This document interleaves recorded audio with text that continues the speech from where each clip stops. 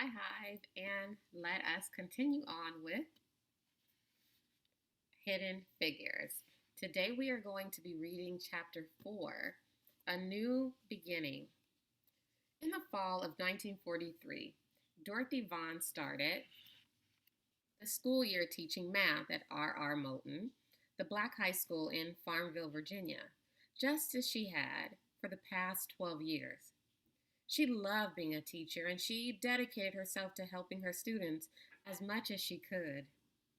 While waiting for a response to the job application she had submitted a few months earlier, Dorothy had plenty to keep herself busy.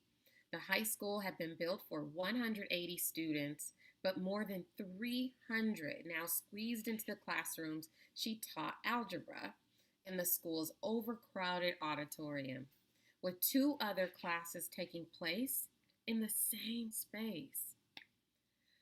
After school, she tutored students who needed more help and spent time working with the school's parent-teacher association. Outside of school, Dorothy was a founding board member of the Farmville chapter of the NAACP, the National Association for the Advancement of Colored People, a civil rights group. What can we do to win the war? World War II was never far from anyone's mind. That fall, the high school's 4-H club made care packages for departing servicemen and hosted a community discussion titled, "What Can We Do to Win the War?" The school sold war stamps to raise money for the military. The community held going away parties and feasts for the young men heading off to the front lines of combat. Dorothy updated her classes and added a unit called Wartime Mathematics, where she taught students how to use math to follow a household budget and manage wartime ration, books, coupon books that allowed each family only a limited amount of various supplies such as flour and sugar. Then, in November, a letter from the National Advisory Committee for Aeronautics finally arrived. You are hereby appointed mathematician, grade P1, with pay at the rate of $2,000 per annum. The letter said.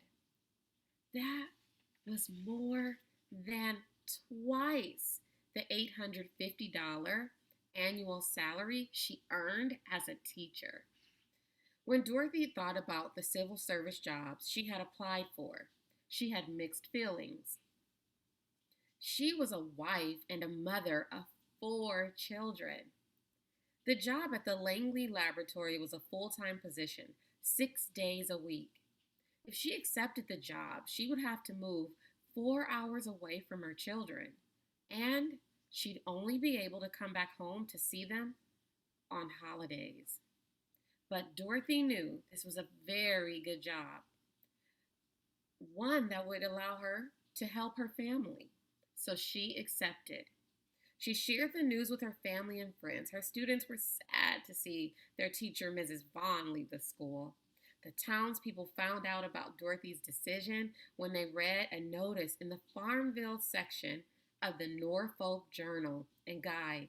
It read, Mrs. D.J. Vaughn, instructor in mathematics at the high school for several years, has accepted a position at Langley Field, Virginia. Dorothy didn't like long goodbyes. I'll be back for Christmas, she said, or she told her 4 young children. She was sad to leave them. But she knew that her children would be well cared for at home in Farmville. They lived in a rambling Victorian house with their grandparents, and they were surrounded by dozens of aunts and uncles and cousins. Dorothy's children would miss their mother, but their daily schedules wouldn't change much. For 12 years, Dorothy had walked out of her front door and turned left to walk to the school where she worked. But on the morning she left for her new job at Langley Memorial Aeronautical Laboratory, She turned in the opposite direction and she didn't look back. Leaving home, Dorothy Vaughan rode a Greyhound bus 137 miles from Farmville to Newport News, Virginia. While on the bus, she had plenty of time to think.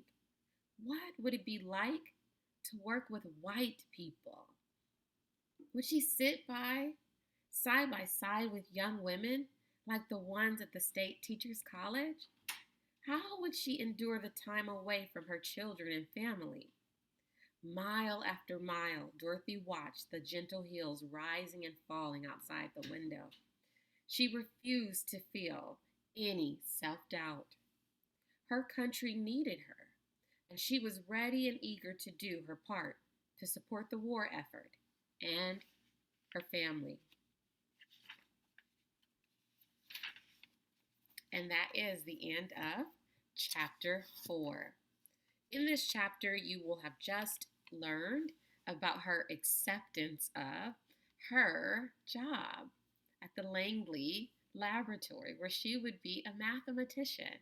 This is so exciting, and it's something new for her as well as the world. So as we keep reading, we will learn more and more about her successes, her difficulties, her trials, and it's kind of like a metaphor. Just as she's coming down the road and she's looking at hills come and go, in life, those are things that might happen. So let's see as we continue on later with chapter 5.